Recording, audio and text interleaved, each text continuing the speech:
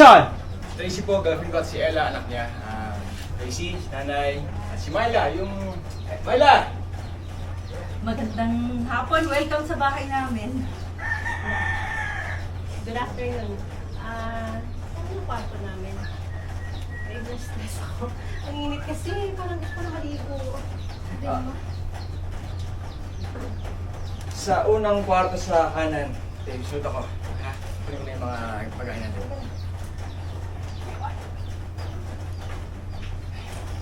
Ako si Shamaine Buen Camino, nagaganap bilang papel na Mildred. At ako naman si Sunshine Garcia Castro, nagaganap bilang Tracy.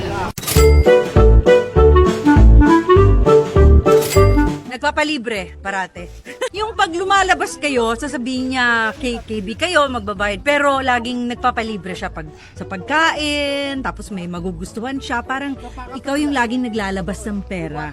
At bihira siyang, next time na lang ako, sasabihin niya, next time ako. Pero hindi naman nangyayari yung next time na iwan ng pera o kulang. Well, siguro nung mas bata-bata pa ako, kapag college ka kasi, di ba, pag nag-aaral ka pa, wala ka ring pera, kaya bilang na bilang mo. So alam mo na pag merong laging nagpapalibre, medyo iniiwasan mo na sila kasi parang parang iniisahan ka. Swerte na tayo. Hindi. Sa akin, tama yung sinabi ni Tita na laging ikaw yung gumagastos. Never siyang maglalabas kahit ultimong panggas niya, pamasahe niya, ikaw magbibigay, or lagi kang nauutangan, tapos wala nang balikan yung pera.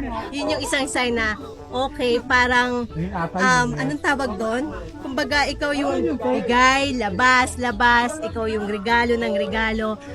At the end of the day, wala kang mahita kahit na ano sa kanya.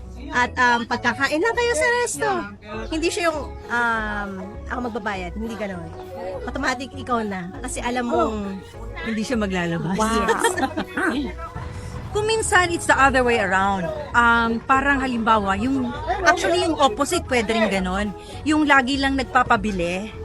Tapos parang ikaw naman bili ng bili sa kanya. Parang pera lang ang tingin sa'yo. Yung relationship nyo, naging evolve lang sa gifts. Masaya lang siyang, parang yung role ni Tracy. Yun. Puro gifts.